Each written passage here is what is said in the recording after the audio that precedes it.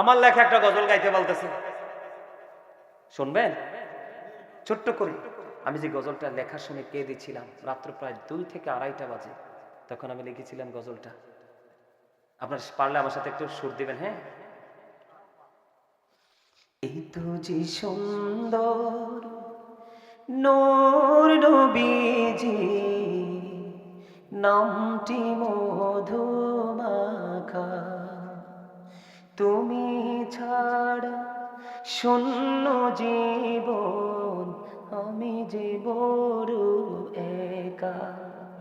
এত যে সুন্দর নূর নবীজি, নামটি মধুমাখা, তুমি ছাড়া শূন্য জীবন, আমি যে বড় একা। পথ চেয়ে আছি আমি, বলেন পথ চেয়ে আছি আমি, কবে দিবা দেখা। এ তো যে সুন্দর নূর নবীজি, নামটি মধুমাখা,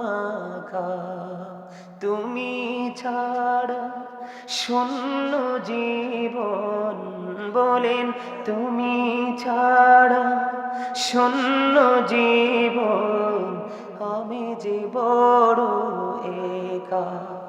প্রেমিক ছিলেন হাবুশের বেলাল, চেহারা তার কালো।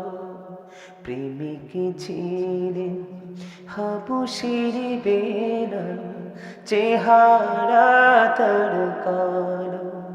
হৃদয় জুড়ে ছিল গো রাসূল, তোমার প্রেমের আলো। নবীর প্রেমের ইতিহাসে, বলেন নবীর প্রেমের ইতিহাসে, এই নামটি আছে লেখা। এই তো যে সুন্দর নূর নবীজি, নামটি মধুমাখা,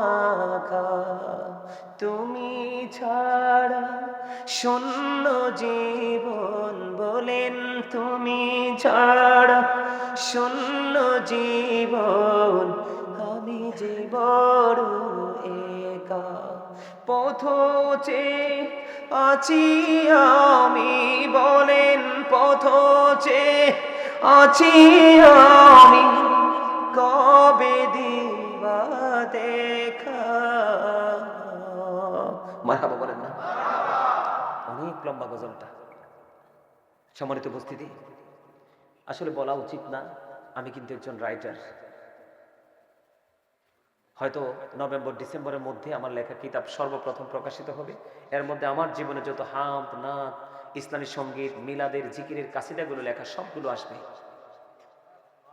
অনেক অনেক হামদ, নাত, ইসলামী সঙ্গীত আমি লিখেছি। এর মধ্যে আমার এই যুবক ভাই এদিক থেকে সবাই এক একটা অনুরোধ করতেছে, তোমরা তো এগুলো শুনেছো, আমার লেখা যেগুলো নতুন, আমি এগুলো থেকে একটু আরেকটা গজল শোনাই। যেহেতু আমি হক নিয়ে আদায় করেছি, এত আলোচনা করেছি, এই যে আমরা এতগুলো কাজ করেছি, নিজের উপর কি নিজে জুলুম করছি না? কথা বলেন, আমি কি নেগেটিভ পজিটিভ সাইডগুলো তুলে ধরছি না? তো এই যে যে কাজগুলো করছি, এগুলো কি আমরা আমাদের উপর অন্যায় করছি কিনা? কথা বলেন না, অন্যায় করছি তো? তো এই অন্যায়ের জন্য দায়কে কাকে নিতে হবে? আমাদের নিজেদেরকে নিতে হবে, তাই না? কাউ